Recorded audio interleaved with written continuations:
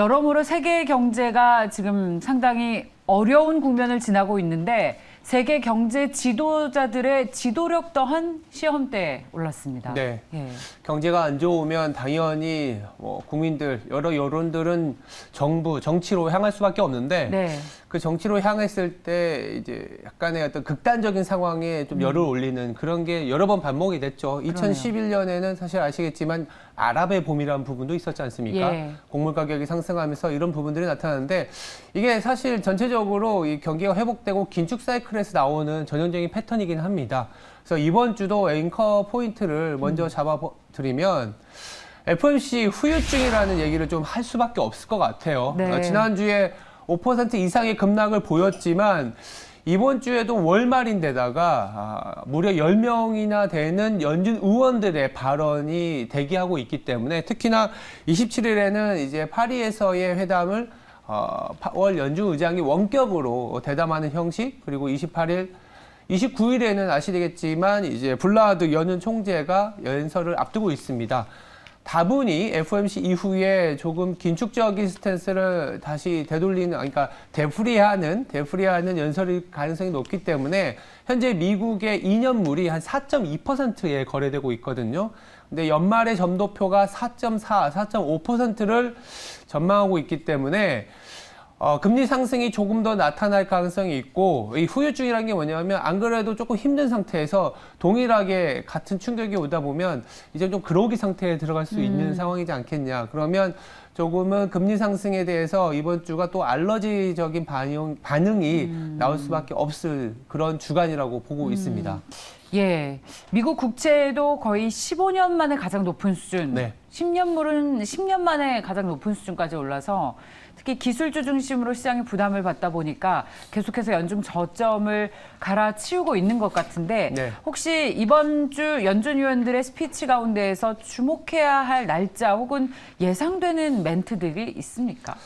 일단 27일에 파월 연준 의장의 연설이 있기 때문에 네. 가장 중요하긴 한데요. 27일에는 이제 원격 대담인데다가 기자회견이 그렇게 활발하진 않을 것 같고 28일에 이제 파월 연준 의장은 이제 녹음을 통해서 나오는 거기 때문에 기자회견, 그러니까 지난주에 있었던 기자회견 이상은 아닐 것 같아요. 예. 다만 29일에 있는 블러드 연준 총재는 빠르게 이제 긴축에 대한 얘기를 먼저 해왔기 때문에 예. 이 블러드 연준 총재가 이 9월 이후 그리고 10월과 11월에 있을 물가에 대한 전망과 연준의 이제 최종 금리에 대한 힌트를 내줄 경우에는 시장이 조금은 어떤 변동성이라든지 예. 안도랠리, 그러니까 어떤 스피치에 따라서 예. 나올 가능성이 있다라고 보시면 될 것 같아요. 예.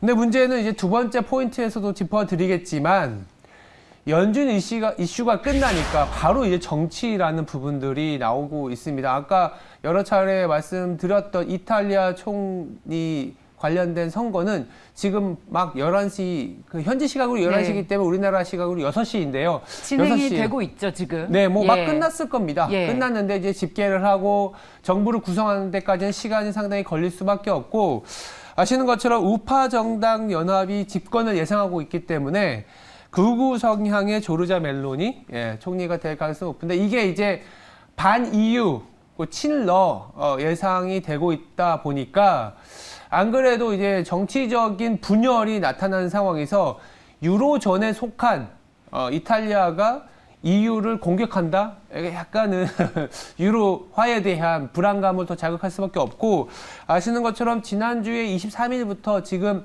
우크라이나에 있는 영토죠. 도네츠크와 루안스크 지역에서는 투표가 진행이 되고 있습니다. 27일에 아마 마무리될 것 같은데 아마도 러시아의 어떤 선거 조작을 통해서라도 러시아에 잔류하겠다. 그렇게 되면 푸틴 입장에서는 이거 봐라, 우리 영토로 선언해야 되는 거 아니냐라는 이슈가 나올 수 있거든요.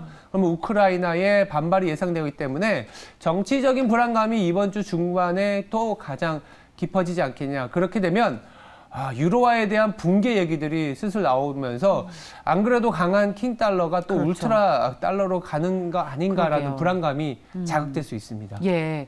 그러면 지금 달러에 대한 원화의 하늘도 1,500원대를 위협받고 있는데 이제. 그 1,423원까지 올라갔더라고요. 눈앞에 두고 있지 않습니까?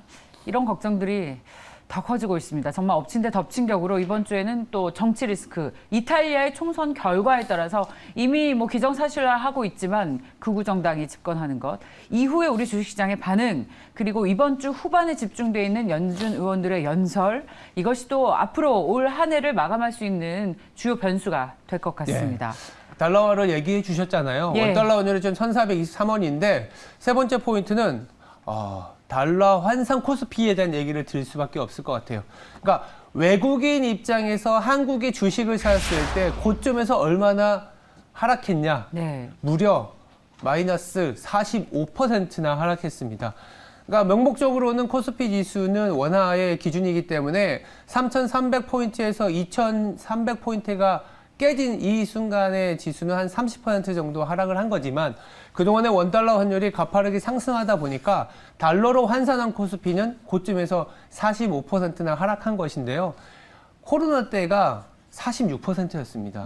그렇기 때문에 코로나 때 위기만큼 하락한 수준이긴 한데 코로나 때는 그래도 단기간에 하락을 했고 금리를 내려줄 수 있다라는 기대감으로 인해서 가파르게 반등이 나왔지만 지금은 1년 이상의 지지부진한, 그러니까 어떻게 보면 이제 저점이다, 이제 저점이다라는 기대가 있다라는 생각에서 수급이 자꾸 소진이 된 상황이었고 더불어서 지금 또 긴축이라는 우려가 있기 때문에 단순히 주가 수준으로만 놓고 본다면 그 어느 때보다도 많이 하락한 수준이긴 하지만 과연 이게 절정일까라는 고민은 또 안겨주는 그런 어떤 레벨이라고 볼 수 있을 것 같아요.